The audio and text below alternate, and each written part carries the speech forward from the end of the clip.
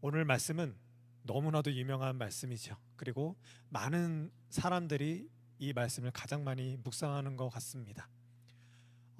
지금 우리가 예배하고 있는 이 행복한 교회 그 중고등부 그 수련의 주제가 혼자 걷지 않을 거예요입니다.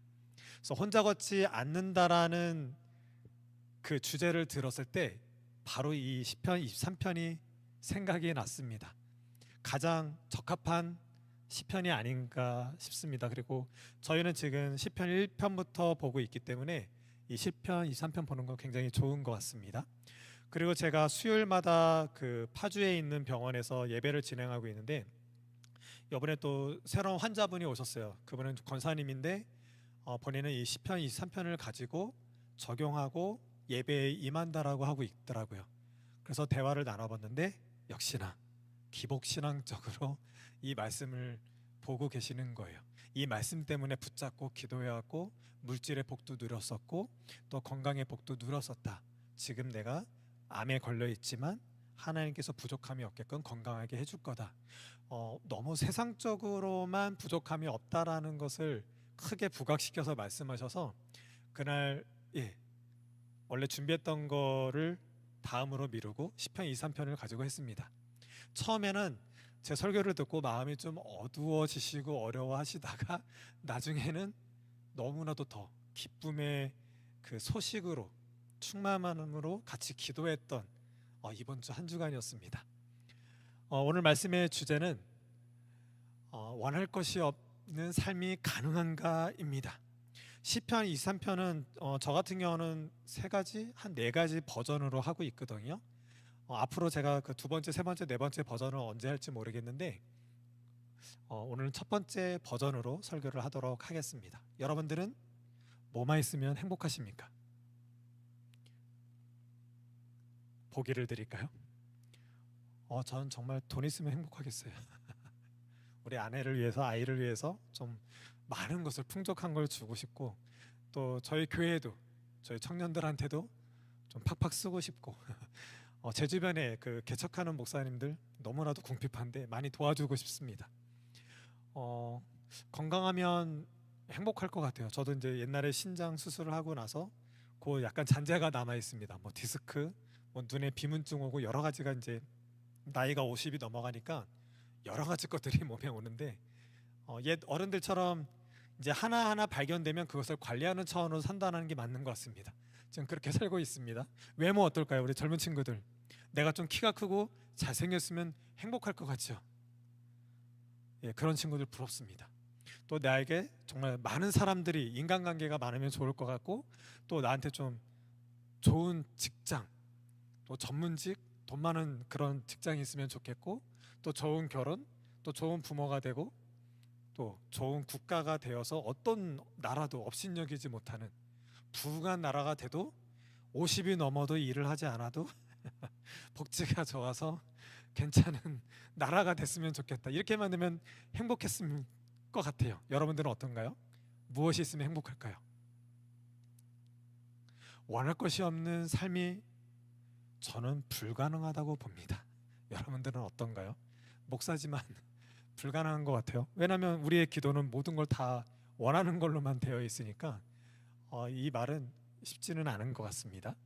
오늘 말씀에 보시면 1절에 여호와는 나의 목자시니 내게 부족함이 없으리로다 라고 나와 있습니다.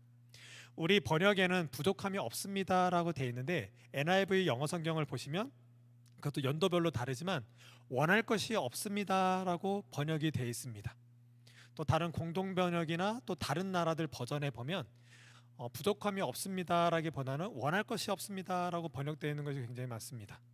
근데 저는 부족함이 없습니다 보다는 원할 것이 없습니다 라는 게 좀 더 구체적으로 와닿는 것 같아요. 뭔가에 대해서 부족함이 없는 것보다 내가 부족하든 부족하지 않든 하나님만 나와 함께 하시다면 내가 원할 것이 없구나, 이 개념이 좀 더 강하게 와닿는 것 같습니다. 부족함이 없는 이유는 6절에 내 평생의 선하심과 인자하심이 반드시 나를 따르리니, 구약에서 하나님은 사랑이다라고 표현할 때 헤세드가 바로 인자하심, 그 사랑으로 말미암아 우리로 하나님의 집, 구원을 펼치셨다라는 거예요. 우리가 이 땅에서는 원할 것이 항상 있을 수밖에 없지만 원할 것이 없는 삶을 살 수 있는 그 가능성이 있는 건 바로 우리가 구원 세계에 있을 때만 비로소 가능하다라고 하는 거예요. 1절에 보면 여호와라는 단어가 시작됩니다. 하나님이 목자가 되신다라는 말이면 바로 이해가 될 텐데, 여호와는 나의 목자시니, 여호와는 하나님의 또 다른 이름이 아닙니다. 하나님이 누구인지를 스스로 드러내기 위해서, 어떤 분인지를 나타내기 위해서 여호와라고 말씀을 하신 거예요. 곧 나는 스스로 있는 자라고 했고, 또 언약, 약속하시는 하나님으로 드러내 보이실 때 여호와라는 호칭을 쓰셨습니다. 그래서 여호와는 언약의 하나님이 목자가 되셔서 나를 원할 것이 없는, 부족함이 없는 사람으로 세우셨다라는 거예요. 왜? 그 언약을 주시고 언약을 이행하시고 성취하시는 것으로 말미암아 여호와의 집에 영원히 살 수 있는 존재, 곧 구원받은 자가 되었기 때문에 우리는 원할 것이 없다라고 말하고 있습니다. 그래서 이런 존재로서 2절에 보시면 그가 나를 푸른 불밭에 누이시며 쉴만한 물가로 인도하시는도다. 무엇일까요? 지금 창세 기때를 말하고 있는 것입니다. 하나님은 창조의 회복, 에덴의 회복을 말하고 있는 거예요. 에덴의 회기 이러면 이단입니다.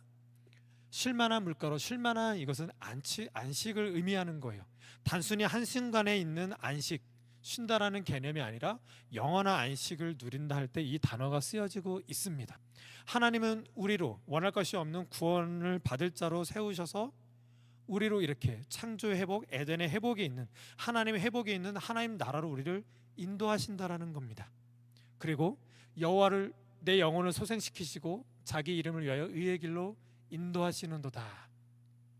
여기서 말씀하시는 그 소생시키소는 돌아가다라는 뜻입니다. 회복하다라는 뜻이에요. 아담과 하와의 죄로 말미암아서 죽음의 땅에 머물러 있는 우리는 하나님이 계시는 하나님의 구원의 세계로 돌아가는 그 회복이 있는 곳으로 우리를 소생시킨다라는 것입니다. 죽음에 이를 수밖에 없는 죽음이 현실인 우리가 진짜 생명, 참 생명을 얻게 되는 그 놀라운 구원의 회복이 있는 그곳으로, 생명의 회복이 있는 소생시킨다는 의미입니다. 그리고 의의 길로 인도하시는도다. 구원을 시키시고 하나님이 계시는 그 영원한 집에 앉기 위해서 구원하신 하나님의 역사, 그렇게 구원받은 자는 하나님께서 의인의 길로서 인정하신다라는 거예요.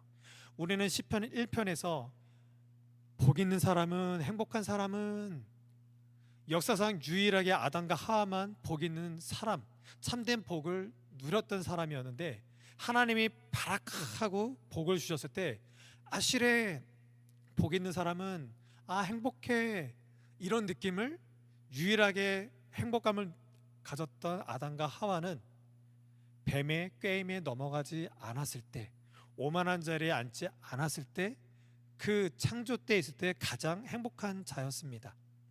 하나님의 말씀과 함께 참으로 묵상 가운데 있을 때 그들은 행복했던 자들이었고, 시냇가에 심은 나무가 철을 따라 열매를 맺지 않으며, 에덴 동산을 뜻하고 있습니다.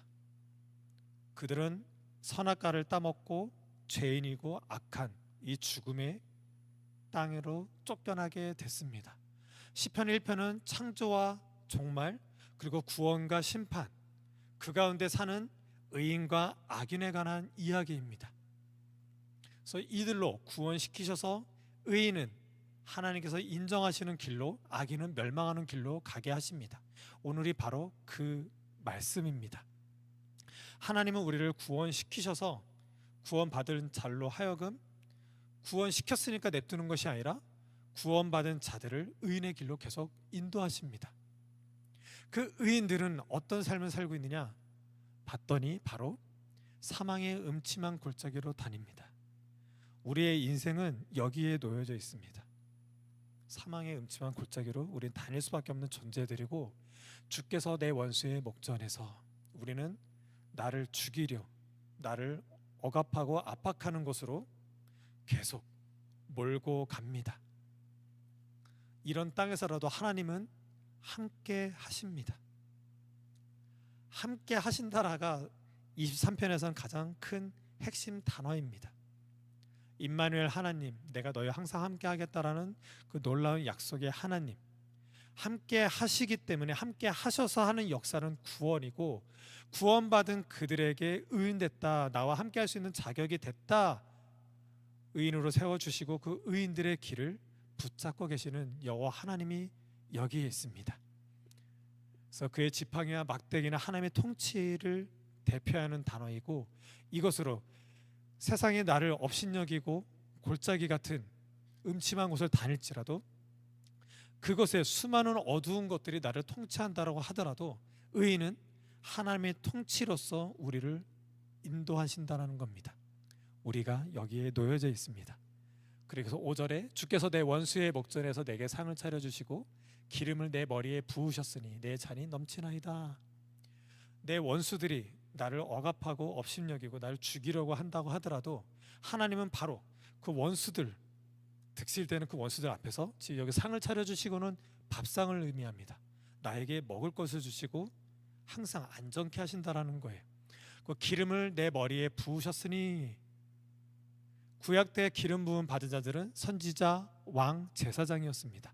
다윗은 왕으로서 기름 부음 받은 자로서, 이것은 곧 하나님께서 한번 기름 부으시면, 한번 너를 택하고 너를 이런 존재하라고 이 땅 가운데 세우셨으면 그것이 절대로 취소되지 않는다라는 거예요. 하나님 스스로 그가 그 됨을 변경시키지 않으시고 어떤 무엇에서도, 세상 어떤 피조물에 의해서라도 변화되지 않는다라는 것을 말하고 있습니다. 우리는 이 땅에서 남들과 비교하면서 힘들고 어렵고 좀 내가 궁핍한 것 같고 보잘것없고 그래서 주눅 들어져 있고 자존감이 훼손될지 몰라도, 하나님이 나를 이 땅에 세우신 그 목적, 그 뜻, 또 뜻을 나를 통해서 이루고자 하는 모든 계획들은 결코 취소되지 않고 좌절되지 않는다라는 것입니다.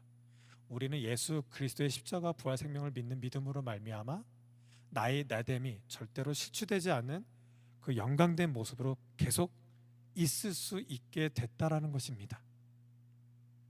그래서 끝에 여호와의 집에 영원히 살리로다. 오직 우리의 소망이 되는 저 하나님 나라를 분명히 소망하는 것으로 우리가 살기 때문에 이 땅에서는 우리가 원할 것만 있는, 원할 것을 추구하며 살 수밖에 없는 이 땅의 삶이지만, 하나님은 우리가 원하는 돈과 집과 또 세상의 많은 것을 추구해야 될 것들, 이 땅은 그런 것이야. 왜냐하면 아담과 하와의 죄로 말미암아 죽음의 땅에 떨어졌으니까. 우리는 지금 죽음의 땅에 살고 있는 거예요. 이 땅은 그냥 원할 것들을 추구하며 사는 게 맞는 거예요. 이 땅은 그게 하나님의 통치 방식이에요. 하지만 죽음이고 어둠이라는 거예요. 이곳에서 그렇게 치열하게 살 수밖에 없는 우리에게 예수 그리스도가 오셨고, 여호와 하나님이 그 약속대로 보내주셨고, 그의 십자가 부활 생명으로 이 땅에서 안타까운 삶으로 사는 것이 아니라, 안타깝게 살 수밖에 없는 그 근본적인 이유, 제 문제를 해결해 주시고 부활 생명을 통해서 진짜 집이 어디인지를 통해서 우리에게 영원한 생명, 그 집을 알려주고 그것을 살게 하신다라는 것입니다. 우리 믿는 사람들은 이것을 믿는 것이고, 이 영원한 집이 있다는 사실 가운데 그 집을 살 수 있게끔 가능케 하신 예수 그리스도의 십자가 부활 생명을 믿는 것이고, 그 믿는 구원으로 말미암아 의인이 되었고, 의인된 우리는 이 땅에서 사망의 음침한 골짜기를 다닐지라도, 원수가 내 목전에 있을지라도 의인은 하나님의 길로서 인도받으며 갈 수 있다라는 것입니다. 그렇기에 우리는 우리의 신앙적 고백으로 여호와는 나의 목자시니 내게 부족함이 없습니다 라고 고백하는 것입니다. 오늘은 딱 한 가지, 이것만 기억하고 하시면 좋겠습니다. 여호와는 나의 목자시니, 아까도 말씀드렸지만 여호와는 언약의 하나님입니다. 우리는 하나님과 함께 같이 약속을 체결할 수 있는 자격이 없습니다. 오직 하나님만 일방적으로 약속을 하셨고 구원의 약속을 성취를 하셨습니다. 그 하나님이 우리의 목자가 되십니다.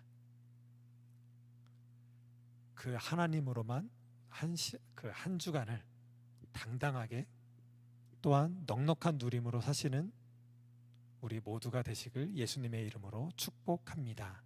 기도하시겠습니다.